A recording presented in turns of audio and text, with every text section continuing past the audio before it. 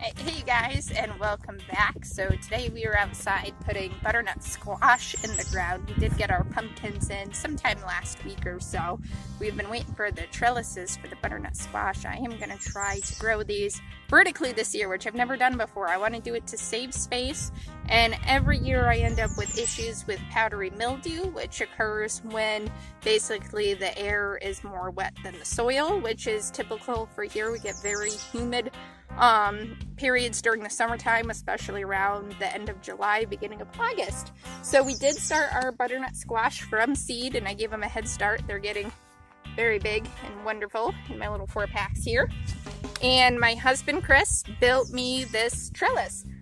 This is one of 2 trellises. He's going to build the other one hopefully tonight so that we can get the rest in. So we're getting 6 hills in on this one trellis, and the way that we built this here is basically out of 2x4s that he got off of pallets, and then this is a field fence. So that is our plan, and I did till in some compost by hand around here. Wow! Do you see that white ball there? When you get getting close enough, it'll focus. Will it focus? Oh! Ah. That is a huge spider with a massive egg sac off the back. So anyways, you guys, I'm not really sure where I left off with that. Oh, that I tilled in some compost. But I've already gone through and made my hills. You can see these. So I've got 6 of them, and I'm going to plant my butternut squash right in the top of those guys. Okay, and we did get all of our squash planted, which you guys saw the start of that going. They're in here. They seemed a little unhappy today because of the heat. Some look stronger than others. But they're going. Everybody's nice and hilled up. We have the 2 trellises worth. This is my first year growing these guys vertically, so we'll see what happens. And my plan is to come out, and I want to put cardboard down in the middle of the trellises to avoid the weeds coming up and causing that powdery mildew that we want to avoid. Alright, hey guys, so a couple days after the squash now, and I wanted to say happy Memorial's Day as well. Today it is Saturday, so we're getting there, but I won't be surprised if this video isn't out for another couple days. We've been running around doing a ton of planting today. I've already had some tomatoes in the ground. I'm trying to get the rest of them in as well. And right behind me, what I have here to show you guys. If you saw me starting my plants from seeds, this is one of the, sorry about my fingers there, it's just the way I gotta hold this. This is one of the Redfield Beauties that I had started, and they're all coming in quite healthy and well. Really happy with how these guys came out, but they're definitely ready to come in the ground. Now this year I've got tomatoes all over the yard. I've got tomatoes in gardens in the new one that we put in. I've got tomatoes in the garden that we had last year, and then I'm scattering some throughout the yard as well. Where we're planting right now is we are over with the oregano here, which is coming in beautifully. I've actually been trying to get to this for about 3 days now. We used some of it fresh the other day, but I want to get the first harvest in on this to cut it down. You know, every time it grows about 4 inches, cut that down and bring it out. So planting these 2 particular tomatoes, these 2 Redfields, I'm planting over here with the oregano and the lemon balm, which are both actually companion plants for tomatoes. And I did the same thing on the other side of the steps that are on my right over there, which I will show you after I get this planted, where we planted it in the middle of basil. Alright, so this first tomato I'm planting here, I actually dug the hole right in the middle of the 2 oregano plants. I'm going to stick it right down in. And I've always wanted to do this. I've been seeing other YouTubers do it recently. And then my grandmother actually called me. She works at a CVS, and she said one of the customers came in and was telling her all about it because he bought 2 big bags. And so I saw it as a sign and inspiration. I'm going for it. I'm using Epsom salt with all of my tomatoes. So based on some quick reading, I'm doing about a tablespoon per foot of tomato, and I'm actually putting a little in the hole, and then I'm putting it in the dirt that's going to go back into the hole so it gets all mixed in. And then, as you guys may have seen me do before, if you've seen my other videos, I have some used coffee grounds that I'm doing the same thing with to add some nitrogen.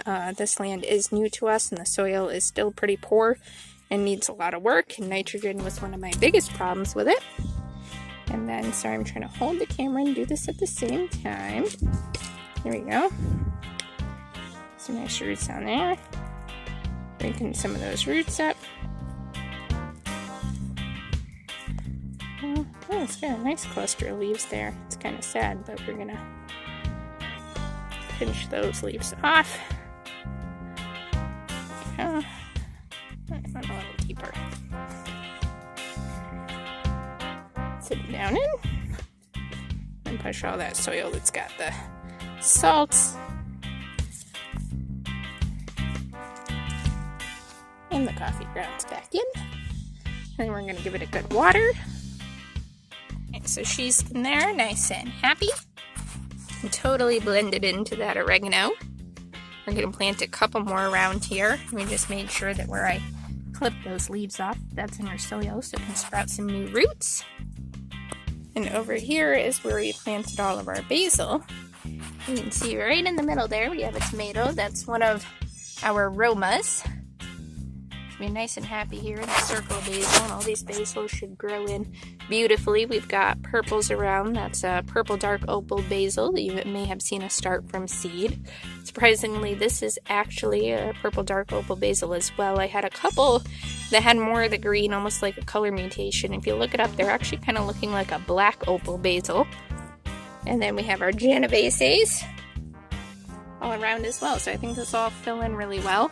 And I love the soil that I was using this year, guys. I've never had basil with leaves like that. Those are not droopy. Those are nice, happy leaves. They are just huge and ridiculous. We have some beautiful flowers over here at our garden sage. A couple stalks. They're pretty closed up right now, but they kind of look like, well, it's like a snapdragon flower. These guys, they're very, very pretty. Beautiful purple. Sage is coming in pretty amazingly here. Very happy with that. We've got some more seeds to plant because I know these guys will seed themselves, but we want to also give them a jump start and get them much bigger.